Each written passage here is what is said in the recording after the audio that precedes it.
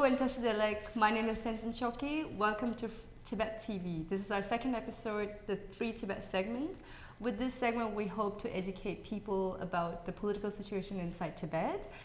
For our guest today, we have Sonams Chuki, who is the National Director for Student for Free Tibet Canada.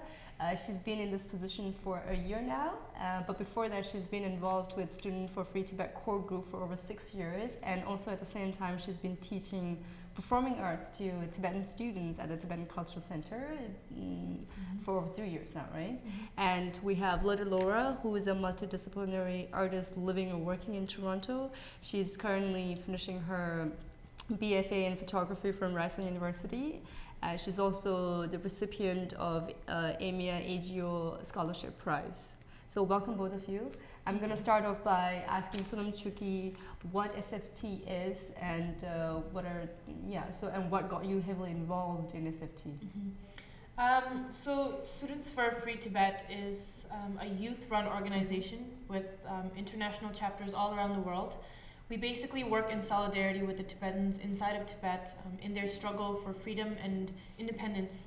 And I actually got involved with SFT in my first year of university.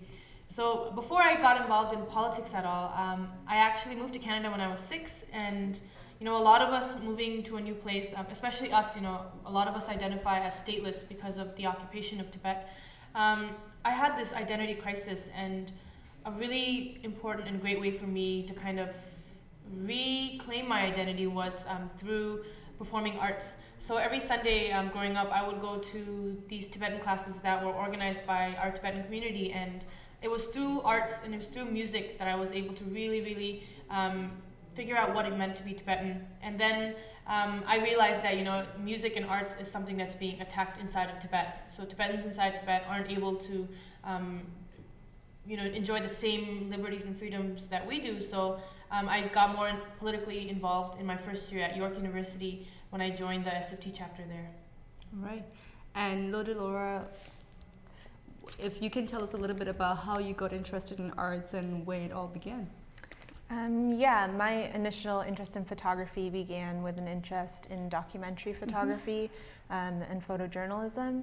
But throughout the years, my kind of practice has shifted to be more conceptually based, and a lot of the work I do is highly research based. It's a multidisciplinary approach. I use, in addition to photography, video, sculpture, and installation in my practice. At times my work is highly political, and there I'm trying to work through the representation of conflict and of community. And then at other times my work is highly personal. For example, one of my more recent works is a video piece of my father teaching me the Tibetan alphabet. The Tibetan alphabet has 30 basic letters known as radicals or consonants. So the title of the work is Radicals. And in one way, the work can be read as a political piece. And in another way, it can be read as a highly personal piece because it's about my relationship to my father and to a culture and to a language. But within Tibet, the language is under threat. Sonam, do you want to talk about that a little bit? So actually, Lotte Laura and I, we've had the privilege of working together as a part of a series that we had for February 13th, which is the reclaiming and the proclamation of independence of Tibet in the past. So we were able to be a part of a photo exhibit, sort of like an art exhibit called Reclaim Tibet, Artists in Exile. And Lotte Laura actually exhibited that piece, and it was really powerful because like she mentioned, the Tibetans in Tibet, they don't even have the right to speak and to preserve and to learn their own language in schools. So in 2010, there was a protest where over 2,000 Tibetan students from 4 to 5 schools all left their classes with their Tibetan books in hand, their Tibetan language books, because the Chinese government decided to forcefully remove Tibetan as the main language in these schools. So you're Tibetan, you're living inside of Tibet, but you're not allowed to learn your own language. your language is like an optional course that you take, you know, and they thought that this was not okay. So a lot of them just left their classes, and this was a really powerful moment in our history, and it shows that, you know, Tibetans inside of Tibet, they're not gonna go silenced, right? They're willing to risk their lives to reclaim something that rightfully belongs to them. All right, and I'm just going to continue with Sonam and ask her if you can, yesterday, because yesterday was Global Action Day, so if you can talk about one of the campaigns that you've been working on for Global Action Day. Mm-hmm. So we actually held a candlelight vigil and a rally yesterday in Parkdale. So Parkdale is actually the largest concentration of Tibetans outside of Asia. There's over 4,000 to 5,000 Tibetans living there. So in conjunction with the Regional Tibetan Youth Congress, we organized a vigil to observe the Global Day of Action. So over 20 major cities around the world observed yesterday as the Global Day of Action for Larungar. Larungar is the world's largest Tibetan Buddhist institute situated inside of Kamsirtar in Tibet. And what's happening there right now is that since July 20th, the Chinese government has started to demolish residences in the monastery. So on that same day, there's actually a Tibetan nun named Rinzidoma who committed suicide because she couldn't bear the fact that they were going to kick all of these nuns and monks out. So as a solidarity campaign, we put together we organized this rally and vigil where over 200 Tibetans and Canadian supporters gathered last night, and we did a round of the block with candlelights in our hand, and there was a performance piece at the end where actual footage of demolished residences inside of Larungar were projected against a wall, where we had 3 young SFT members dressed in monk and nun robes facing it, and then they turned around and held placards that said, "I stand with Larungar," or "China, stop the demolitions of Larungar now." So this is something that we've been working on very recently because it's very urgent. By this time next year, the Chinese government plans to evict 50% of the residences living there. So that means nuns and monks, 5,000 of them, are going to be kicked out of their homes. A lot of which are orphans, a lot of which don't have, you know, stable housing and family to go back to. So this is something that we thought was really important, and we were really lucky to get the support of all the people that came out. All right, thank you. And Lori, you recently held a solo exhibition. Can you tell us a little bit about that? It's called 153, right? Sure. So the exhibition was essentially a documentation of all the Tibetan people who have self-immolated in response to the current conditions inside Tibet. Discussing or displaying images of the people who have chosen to set themselves on fire in response to the socio-political climate inside Tibet is in direct opposition to the narrative authorities there attempt to present. That is one of a idealized mythical land in the Himalayas. For many Tibetans, it's far from it, and the actions of the self-immolators are one of many ways that Tibetans inside Tibet are undermining that narrative.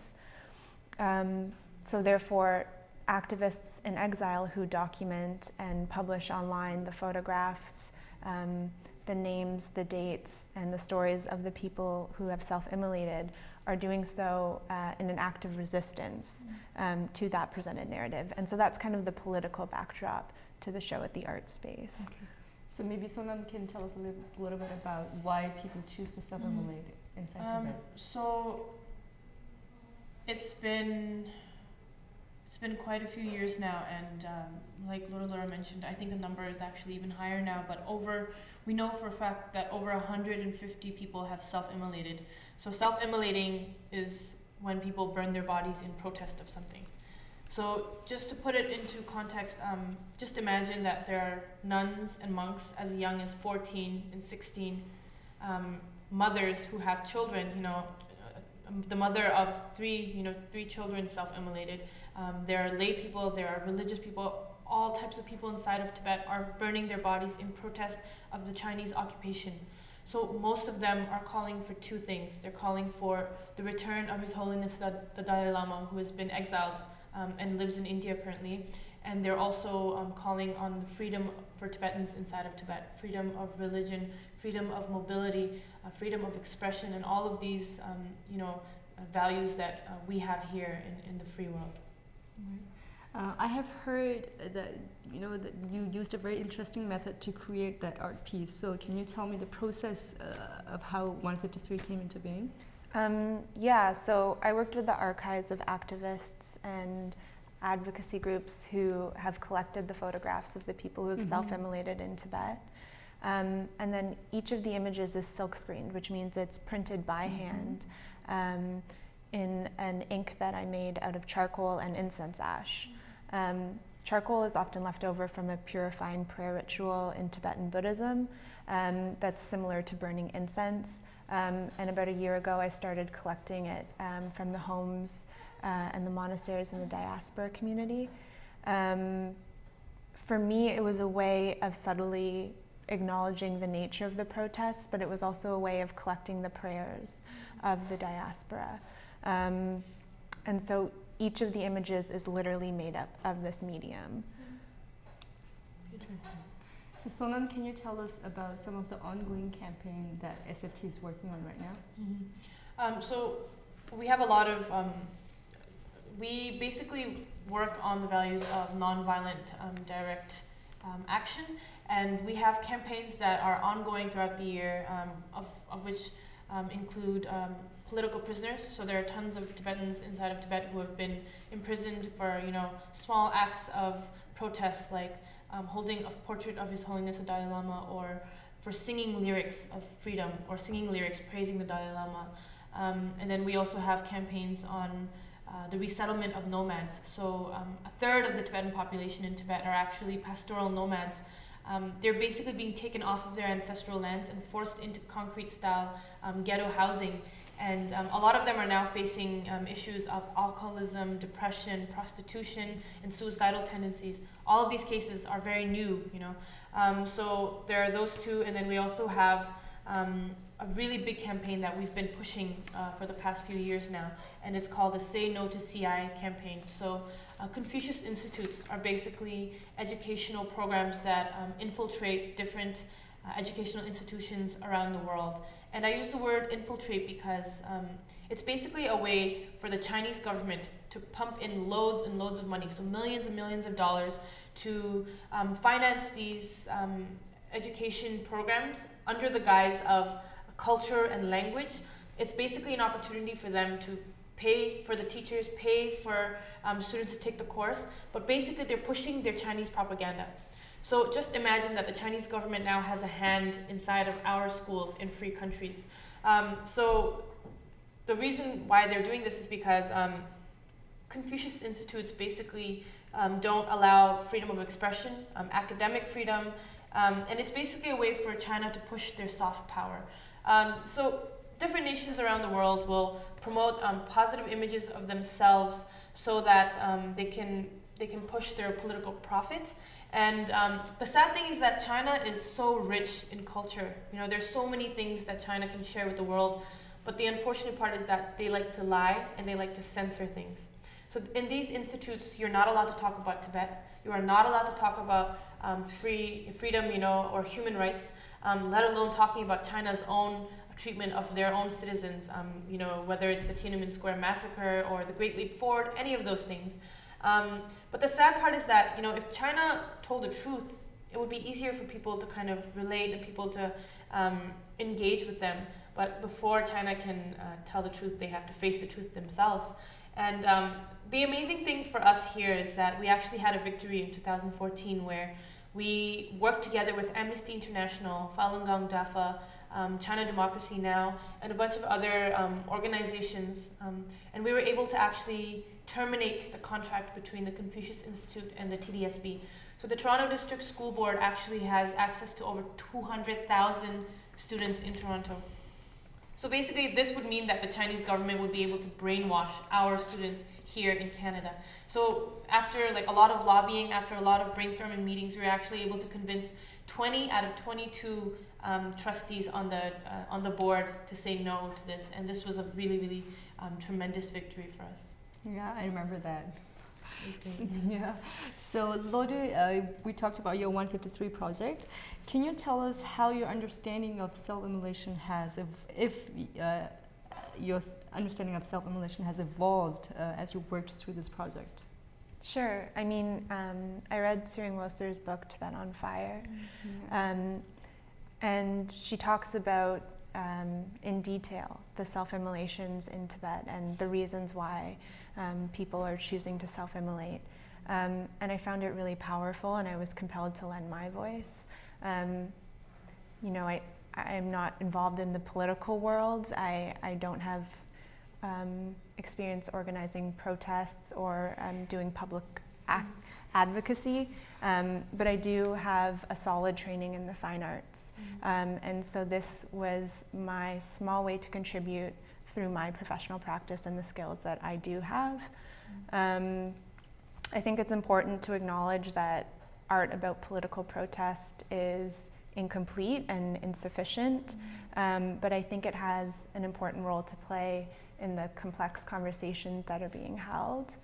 I was asked to do several artist lectures at the art space when the exhibit opened, and I was able to talk to several university classes about the work and about the subject matter. And even at the reception, there was several people, or many people from the art world who didn't know anything about Tibet, and there were many Tibetans who wouldn't necessarily go to a gallery reception. So there was an interaction of people, and there were conversations happening that wouldn't have happened otherwise. And that kind of crossover, that interaction and those conversations, to me, they're a very important part of the work, and they're just as important as what's hanging on the walls. I firmly believe that art plays a huge role in preserving your identity and keeping the political momentum going with all the singers, you know, the lyricists coming out from Tibet.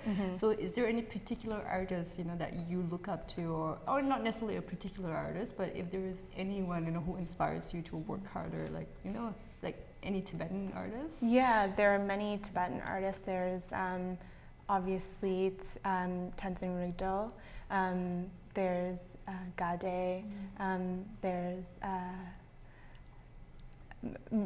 Tsering Kelsang. There's so many Tibetan artists who work in identity politics in the exile community. And Sonam, if you can tell our audience in terms of how, if they want to get involved in the Free Tibet movement, you know, how they can get involved. So there's many different ways to get involved. One way is just by attending protests that are locally organized by different Tibetan organizations. But specifically for young people, specifically for the youth to be involved with Tibet, I would suggest you to join or to start your own Students for a Free Tibet chapter. Youth empowerment is something that SFT really works hard to achieve. You know, we hone and we train the young leaders so that they can take up the mantle after. And you know, it's been amazing to be able to work with so many young, passionate Tibetans and non-Tibetans who care so much about the Tibetan freedom movement. You know, we have a lot of different trainings and workshops. We're always organizing, we're always on our feet, you know, we're always doing something on the ground, and it's something that has been a really big part of my life and will continue to be a part of my life. Our vision, you know, at the end is to see a free Tibet, you know, and it's because we believe that there will be a free Tibet. I was just going to ask you about what your hope for tomorrow, you know, for Tibet is, and I'm really glad that you already said it. So, Loda, is there, moving forward, you know, what's your next step, like next goal or next project? Is there? One of the things I want to do in my next couple of years is to improve my Tibetan language skills. Me too. We all have to. Yeah. And I'm also just applying to grad schools, and I eventually want to be a teacher. All right, that's interesting. And I hope we can work together more, you know, all three.